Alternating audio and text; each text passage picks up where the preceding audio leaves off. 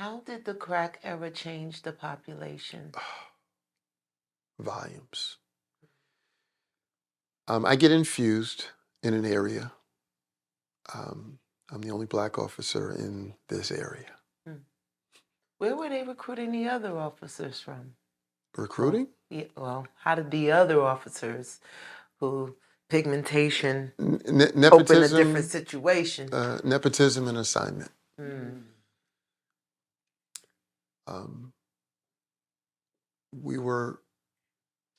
I get infused in an area, and they made us central reception for Rikers Island. My job is to process, assess, and classify every individual coming on there and disperse them to their respective jails. For, I guess, a layman's visual, I'm the triage nurse. You come in, I'm taking your temperature, your psychological temperature, your classification temperature, your temperament. But you didn't have a lot of time to do it. The influx was crazy. I only know this because of the lawsuits. 1988, I processed 15,028 men. 1988 alone. That was when? 1 year. That's 1 year.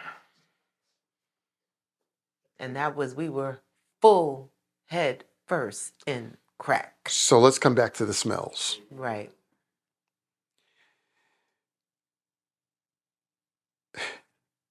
An inmate on a crack diet has a smell. I had to learn how to turn this off. You can psychologically turn off sensors in your body. I didn't know that at the time, but I learned it. Learned it in real time. But there was something else going on in the 80s. AIDS. I was getting to that. So if you mix those two smells together. Yes.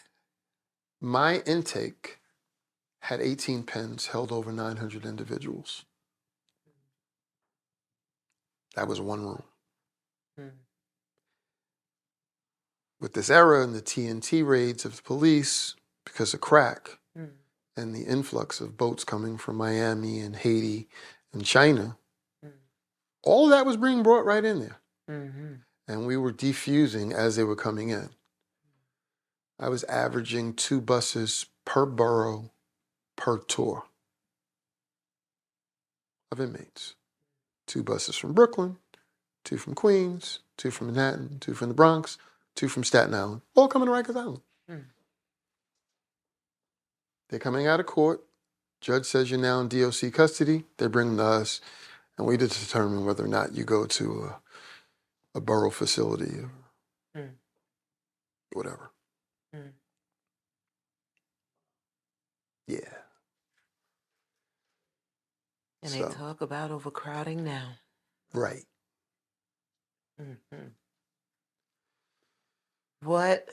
Back to 88, 15,000 in that year. Yeah. What did that look like? Because now, is that when we're seeing the emergence of the baby detainees? Because there were so many kids. Well, you see the influx. It wasn't an emergence because they had an adolescent house. Right.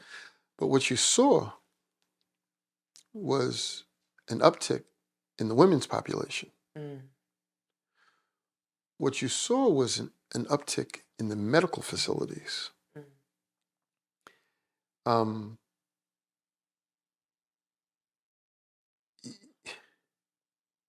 Population's crazy. And now we get compliments of Judge Bear in order that we can no longer keep these inmates on the floor for that long a period of time. When you say the floor, what do you mean? Well, okay, if you've ever been to or seen when the first person gets locked up, they're in a holding cell, just a big holding cell, waiting for process. Okay. The initial process for us is fingerprinting, pictures, basic classification of your religion, dietary restrictions, medical conditions. When you first come in, I'm going to ask you, do you need any medical assistance? because you might have just been beat up by the police. Mm. Or you might have missed your medication. Mm. You might be diabetic or hypoglycemic or whatever. Mm-hmm. You might have some immediate medical needs. Mm-hmm. You might be detoxing. Right, that's big. Which is a different animal, but that's my first assessment Mm-hmm. when you walk through the door. Mm-hmm. Do you need this? Get them out of here. Mm-hmm. Or get them to a clinic. Now I need at least either an MD, a PA, an RN, or an LPN to now give me a medical assessment. Or are they just overreacting?